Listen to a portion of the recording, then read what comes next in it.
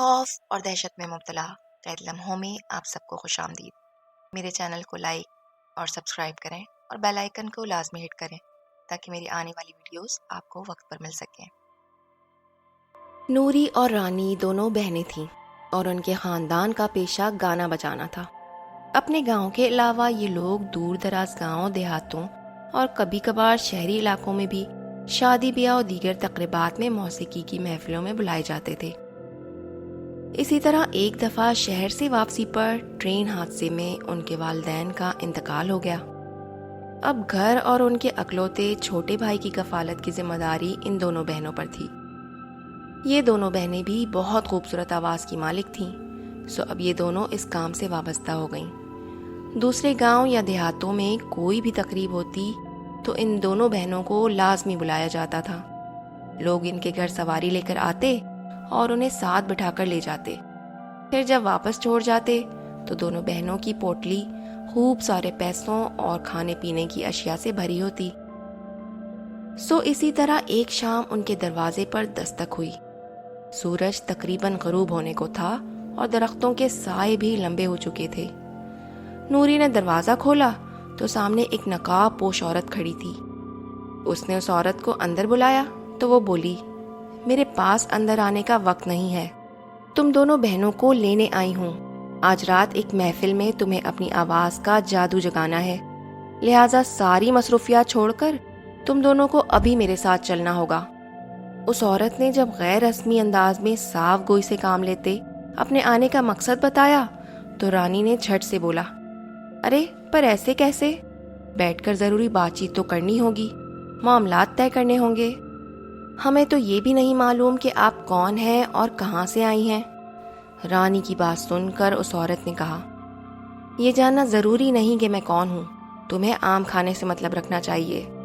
بس اپنی میٹھی آواز میں چند سریلے گیت سنانے ہوں گے، جس کے بدلے میں تم دونوں کو تمہاری توقعات سے بڑھ کر پیسے دوں گی، اور صبح ہونے سے قبل ہی میں تمہیں واپس یہاں چھوڑ جاؤں گی۔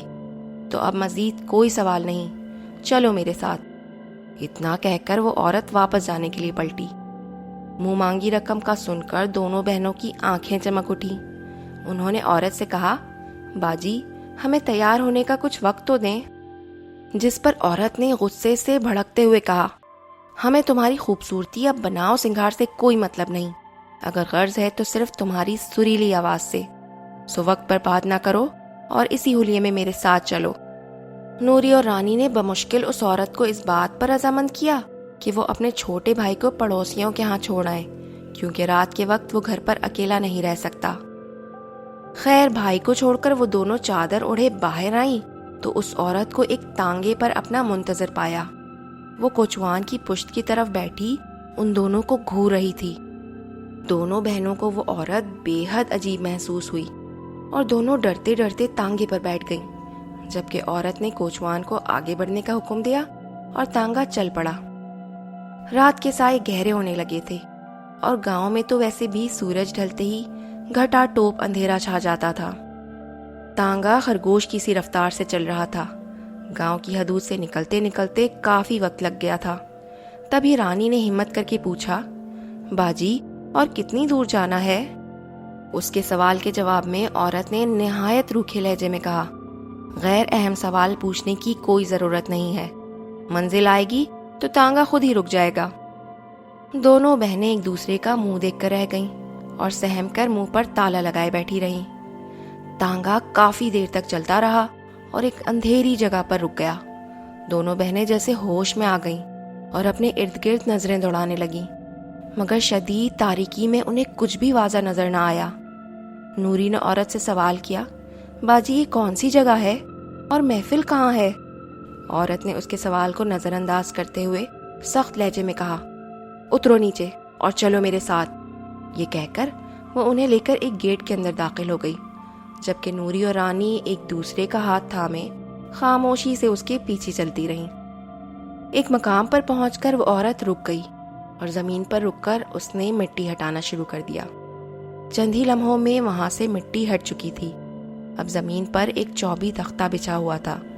عورت نے جیسے ہی تختہ اٹھایا تو نیچے سے نہایت تیز اور آنکھوں کو چندیاتی روشنی نکلی، جس سے کافی حد تک ارد گرد کا ماحول روشنی میں نہا گیا۔ اب منظر کافی حد تک واضح تھا۔ دونوں بہنوں نے آس پاس نظر دوڑائی تو خوف اور دہشت کے مارے لرز اٹھیں۔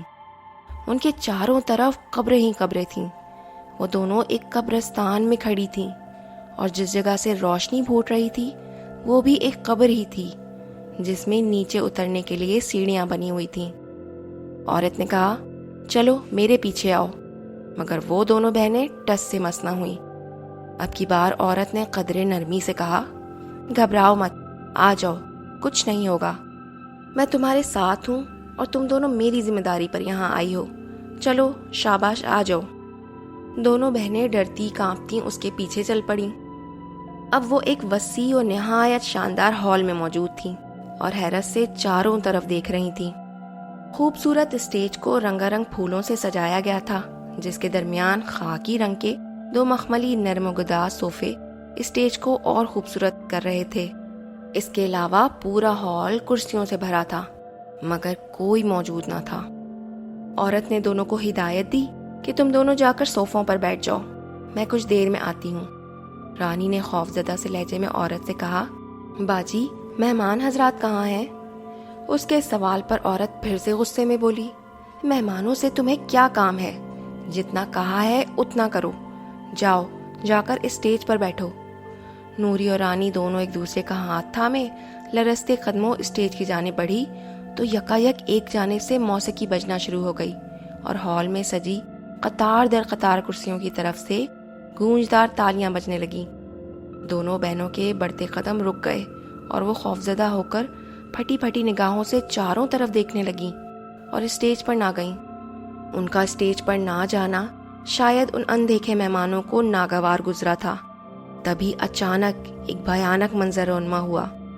ہال کے چاروں طرف دیواروں پر بدرنگ چھپکلیاں نمودار ہونا شروع ہو گئیں، یہاں تک کہ دیواروں پر تل دھرنے کی جگہ نہ بچی۔ دونوں بہنیں بدحواس ہو کر چیخنے چلانے لگیں۔ ان کی چیخ و پکار سن کر وہ عورت جو شاید کسی کام سے دوسرے کمرے میں گئی تھی واپس آ گئی اور بولی، کیا مصیبت ہے، تم دونوں اب تک اسٹیج پر نہیں گئی؟ دونوں بہنوں نے خوف سے آنکھیں بند کی ہوئی تھیں۔ جب انہوں نے آنکھیں کھولی تو کوئی چھپکلی دیوار پر موجود نہ تھی، جبکہ عورت غضبناک ہو کر بولی، سنو لڑکیوں، اپنے کام سے کام رکھو، اسٹیج پر جاؤ اور گانا شروع کرو۔ دونوں بہنیں مرے مرے قدموں اسٹیج پر پہنچی اور صوفوں پر بیٹھ گئیں۔ دونوں نے ایک دوسرے کی طرف دیکھا۔ انہوں نے آنکھوں ہی آنکھوں میں ایک دوسرے کو بتایا کہ جو کچھ ان کے ساتھ ہو رہا ہے وہ بالکل بھی نارمل نہیں ہے، مگر اب کوئی راستہ نہیں، سو انہیں جس کام کے لیے لایا گیا ہے وہ کام وہ خوش اسلوبی سے کرنا شروع کریں۔ سو انہوں نے راگ لاپنا شروع کر دیا۔ ایک جانب سے موسیقی بھی بجنا شروع ہو گیا اور خالی ہال ایک بار پھر پرجوش تالیوں سے گونج اٹھا۔ نہ جانے کب تک وہ دونوں آنکھیں موندے گاتی رہیں اور فضا میں سر بکھیرتی رہیں۔ جب کافی سارے گیت وہ گا چکی تو وہی عورت ہاتھ میں ایک تھیلا اٹھائے انہیں اشارے سے اسٹیج سے اترنے کا کہہ رہی تھی۔ جب وہ اسٹیج سے اترنے لگیں تو اتنی زوردار تالیاں بجیں کہ دونوں کے قدم لڑکھڑا گئے۔ عورت انہیں ایک خالی کمرے میں لے گئی اور بولی، مانگو کتنا روپیہ چاہیے؟ دونوں بہنوں نے اس کے آگے ہاتھ جوڑے اور رونی صورت بنا کر کہا، ہمیں کچھ نہیں چاہیے، ہمیں بس ہمارے گھر جانا ہے۔ عورت بولی، بے فکر رہو، ہمارا کوچوان تمہیں صحیح سلامت تمہارے گھر پہنچا دے گا، مگر خالی ہاتھ لوٹانا ہماری شان کے خلاف ہے۔ یہ تھیلا سنبھالو، اس میں اتنی رقم ہے جتنی تم اپنے منہ سے بھی نہیں مانگ سکتی تھی۔ بس ایک بات کان کھول کر سن لو، اب تک تو تم سمجھ ہی چکی ہوگی کہ ہم انسان نہیں ہیں، ہاں ہم جنات ہیں، اور یہ ہمارے ہاں ہونے والی ایک شادی کی محفل تھی۔ اس راز کو تم دونوں راز ہی رکھو گی۔ اگر تم نے کسی کو بھی کچھ بھی بتایا تو انجام تمہاری توقع سے بہت بھیانک ہوگا۔ پکڑو یہ تھیلا اور اب تم دونوں جا سکتی ہو۔ اجازت ملنے کی دیر تھی کہ دونوں بہنیں سرپٹ وہاں سے بھاگ نکلی اور قبرستان کے گیٹ سے باہر آ گئیں۔ کوچوان ان کا منتظر کھڑا تھا۔ ان کا ارادہ تانگے میں بیٹھنے کا ہرگز نہ تھا، مگر ایک تو رات کی تاریکی، دوسرے راستے سے لا علمی کی وجہ سے وہ دونوں مجبور ہو کر اسی تانگے میں بیٹھ گئیں۔ اب کی بار بھی تانگے نے گھر پہنچانے میں بہت وقت لگایا، مگر وہ خیر خیریت سے گھر پہنچ گئیں۔ صبح کا اجالا ہونے کو تھا۔ گھر کے دروازے تک پہنچ کر دونوں کی برداشت جواب دے گئی اور وہ دونوں وہیں گر کر بے ہوش ہو گئیں۔ کچھ دیر بعد پڑوسی ان کے بھائی کو پہنچانے ان کے گھر گیا تو وہ دونوں گھر کے باہر بے ہوش پڑی ملی۔ پورے گاؤں میں شور اٹھ گیا۔ محلے کی خواتین نے دونوں بہنوں کا خوب خیال رکھا۔ وہ دونوں کئی دن تک بخار میں جلتی رہیں۔ اس دوران پڑوسی عورتوں نے ان کی تیمارداری کی، اور پھر ایک دن دونوں بہنوں نے ان عورتوں کے سامنے وہ راز اگل دیا۔ سب عورتیں بہت حیران ہوئیں اور اس واقعے پر خوب تبصرہ کرتی اپنے اپنے گھروں کو لوٹ گئیں۔